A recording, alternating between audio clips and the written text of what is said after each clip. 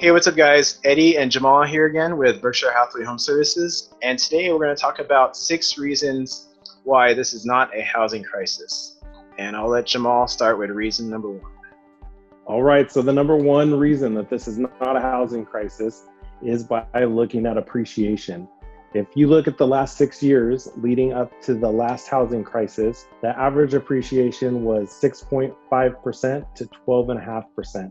When you look at the last 6 years leading up to now, we actually haven't had 1 year that's broken that 6.5%, which was the lowest level during the housing crisis. If you look at the graph, it shows the highest year, which was in 2017, which was 6.4%. So basically, the biggest reason the appreciation is a factor is that when it grows like that, it gets to a point where homes become unaffordable. Okay. And the second reason why this is not a housing crisis is that our level of difficulty to secure a loan has gone way up. And believe it or not, that's a very good thing. During this time right now, it's 6 times more difficult to get a loan than it was back in 2007, 2008, leading up to the crisis. And that's because they were giving them out to anybody. And that's not a good thing, because if you're just giving loans out to everybody, there's a higher chance that they're going to default.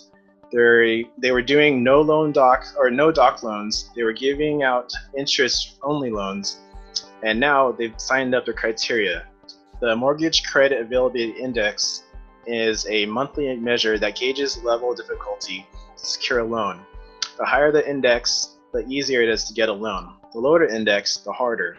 Today, we're nowhere near the levels seen before the housing crash, when it was very easy to get approved for a mortgage. After the crash, however, lending standards tightened and have remained that way leading up to today. The third reason has to do with the number of homes for sale. So during the housing crisis, we had an oversupply of homes, and currently we have an undersupply of homes. So this goes back to the age-old term of buyer's market versus seller's market. A seller's market means that there's 6 months of inventory. So an example, if your market on average sells 20 homes a month, times that by 6 months, you have 120 homes available on the market. A buyer's market is when you have 7 months or more inventory. So during the housing crisis, we were in a buyer's market with an oversupply of homes available. And currently, we are in a seller's market where buyers are competing for homes because there is not enough inventory. Okay. And the fourth reason we are not in a housing crisis is because of the total amount of home equity that is used.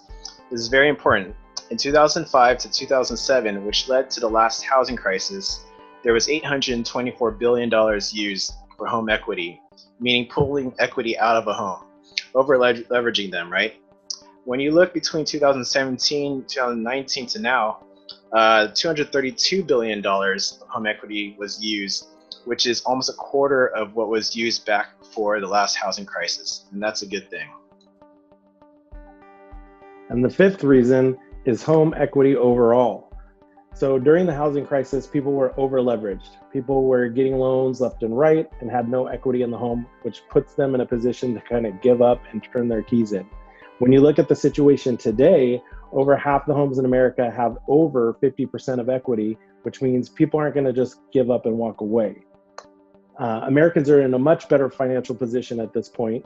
So if you check this out, 37% of homes in America are owned free and clear. That is just not something people are going to get up and walk away from. Okay. And finally, number 6, the 6th reason this is not a housing crisis. We did this intentionally, okay? What does that mean? It means that when you look at the economy right now, when you look at what's going on, when you look at the situation where everybody's at home, people are freaking out, businesses are affected, we manually hit the pause button, meaning the government came in and said pause. And just like that happened, they're going to manually press play, okay? This wasn't something that came from the outside where it's unavoidable. It wasn't over-leveraged homes. It wasn't easy to get mortgages. It wasn't anything like that. It is very simply the idea that we hit pause. Also, very important to understand is that the housing market did not lead us into this. Usually, housing is a leading indicator. The housing market did not lead us into this, but it's probably going to be the reason that leads us out of this. So it's important to understand and be loaded with the facts.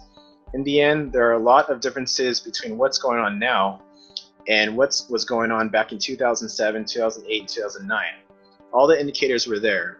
This, before we manually hit pause on the marketplace, manually hit pause on the economy, we had record springs going. We still have record low interest rates. When they hit play, there's going to be a surge coming, and we have to be ready for it. But understand, this is not a housing crisis. All right, you guys. Well, I hope you enjoyed this. Please do us a favor, hit like, leave a comment, and share this with someone who you think it'll be beneficial for. And feel free to contact us if you have any questions. We hope you enjoyed it, and we hope to talk to you soon.